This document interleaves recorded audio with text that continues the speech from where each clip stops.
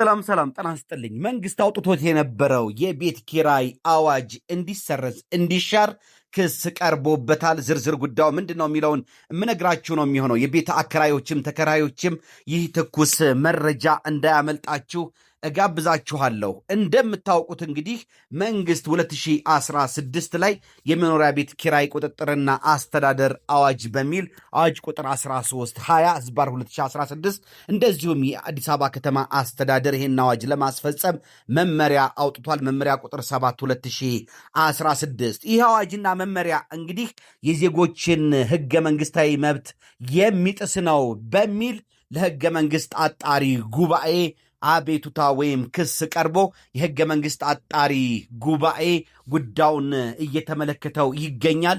የውሳኔ ሐሳቡንም ለፌዴሬሽን ምክር ቤት ያቀርብና የፌዴሬሽን ምክር ቤት በዚህ አዋጅ ላይ ውሳኔ ይሰጣል ተብሎ ይጠበቃል። እንግዲህ ውሳኔውም አዋጁን እስከ መሻር ድረስ እስከ ማስቀረት እስከ መሰረዝ ድረስ ይደርሳል ነው የተባለው።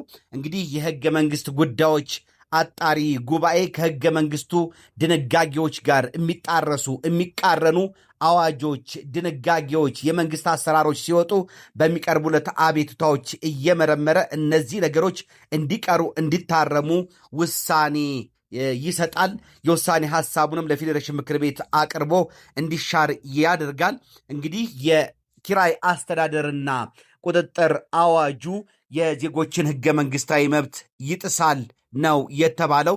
ይሄም ምንድን ነው እንግዲህ አከራዮች ደግሞ ወይም ደግሞ የቤት ባለቤቶች በህገ መንግስቱ የተፈቀደላቸውን ንብረት የማፍራትና በንብረታቸው ደግሞ ያለ ገደብ የመጠቀም መብታችንን ይጥሳል። መንግስት የቤት ችግርን ለመቅረፍና የዜጎችን የቤት ችግር ለመቅረፍ ካሰበ በራሱ ወጪ ቤቶችን ሰርቶ ችግሩን ማቃለል እንጂ እኛ ለፍተንና ጥረን ግረን ባገኘነው ሀብትና ንብረት ላይ ገደብ ሊያረግብን አይገባም የሚል ትልቅ አቤቱታ ነው ያቀረቡት።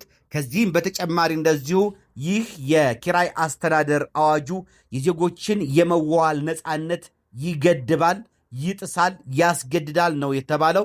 እንግዲህ የህገ መንግስት አጣሪ ጉባኤ ከተከራካሪ ወገኖች ከቤት ባለቤቶች ወይም ከአከራዮች እና እንደዚሁም ደግሞ መንግስትን ወክሎ ከቀረበው ተከራካሪ በተጨማሪ ከተለያዩ የምርምርና የመንግስት ተቋማት እንዲሁም ከሲቪክ አደረጃጀቶችና ከሰብአዊ መብት ተቋማት ከመጡ ተቋማት የህግ ባለሙያዎች ጋር ምክክር አድርጓል። በዚህ ጉዳይ ላይ ብቻ ለ4 ጊዜ ስብሰባዎችን ጉባኤ በማድረግ ነው እንግዲህ ጉዳዩን እያጣራ የሚገኘው። እንግዲህ በጉባኤውም ለመስማት ጭብጦችን ለይቷል። ከለያቸውም ጭብጦች ምንድን ነው? የህዝብ ተወካዮች ምክር ቤት የኪራይ ቁጥጥርና አስተዳደር አዋጅን ከጅምሩስ የማውጣት ስልጣን አለው ወይ የሚለው አንዱ ጭብጥ ነው። ሌላ ሁለተኛው ጭብጥ የአዲስ አበባ ከተማ አስተዳደር መመሪያ የማውጣት ስልጣን አለው ወይ የሚል ሌላው ነው። ይህ አዋጅ የኪራይ አስተዳደር አዋጁና የኪራይ አስተዳደር መመሪያው የዜጎችን ሰብአዊ መብት ይጥሳሉ ወይ የሚል ሌላ ሶስተኛ ጭብጥ ተይዟል። እንደዚሁም የመኖሪያ ቤት ቁጥጥርና አስተዳደር አዋጁ የዜጎችን ፍርድ የማግኘት መብት ይገድባሉ ወይ በሚል ሌላ 4ኛ ጭብጥ ተይዟል። እንደምታውቁት እንግዲህ በዚህ የቤት ኪራይ አስተዳደር ቁጥጥር አዋጅ መሰረት ዜጎች አለመግባባት በመካከላቸው ሲፈጠር በወረዳ የተቋቋሙ የቅሬታና አቤቱታ ሰሚ አካላት ውሳኔ እንዲሰጣቸው ያደርጋሉ። ቀጥታ ወደ ፍርድ ቤት ሄደው እንደ በፊቱ ክስ ማቅረብ አይችሉም። ታዲያ ይህ ድርጊት የዜጎችን ፍትህ የማግኘት መብት፣ ፍርድ የማግኘት መብት ይገድባል ነው የተባለው። ምክንያቱም ከወረዳ በሚሰጡ ውሳኔዎች በይግባኝ ለአንድ ጊዜ ብቻ ለሚመለከተው ፍርድ ቤት ይግባኝ ከማለት ውጪ ቀጥታ ወደ ፍርድ ቤት ሄደው ክሳቸውን ማቅረብ አይችሉም። ስለዚህ በህገ መንግስቱ የተረጋገጠውን ፍርድ የማግኘት ፍትህ የማግኘት መብት ይገድባል ነው የተባለው።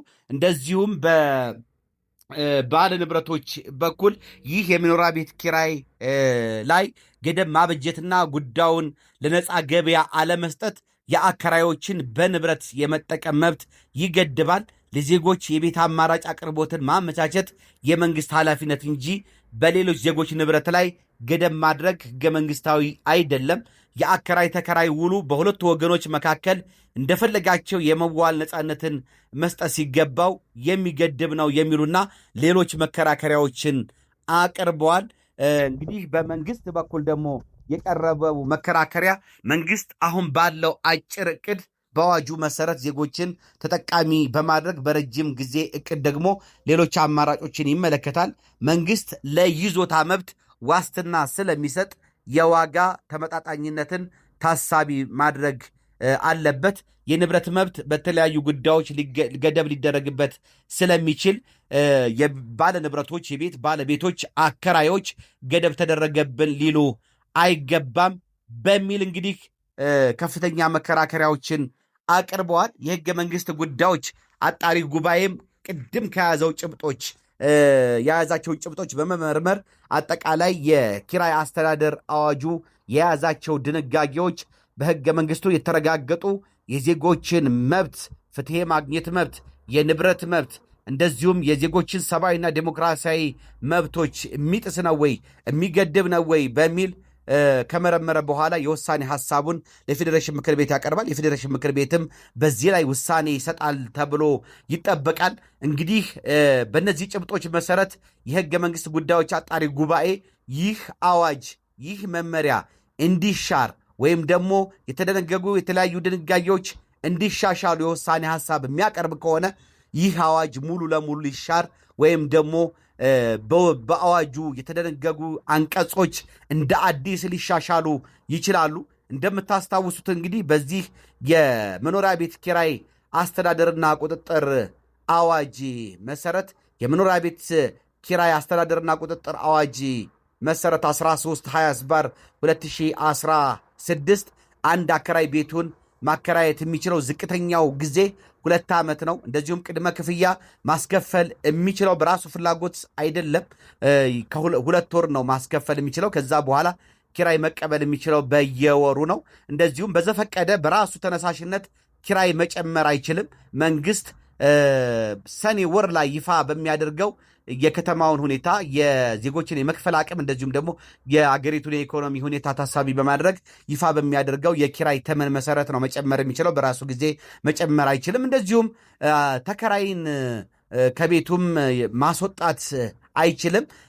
በውርስ በስጦታ በሌላ ምክንያት ራሱ ሌሎች የተከራየን ቤት ሌሎች ባለንብረቶች ሲቀበሉት ሲሸጥ በምን ያህል የጊዜ ገደብ ማስጠንቀቂያ መስጠት እንዳለበት የ6 ወር የጊዜ ገደብ ራሱ ማስቀምጧል ይህ አዋጅ።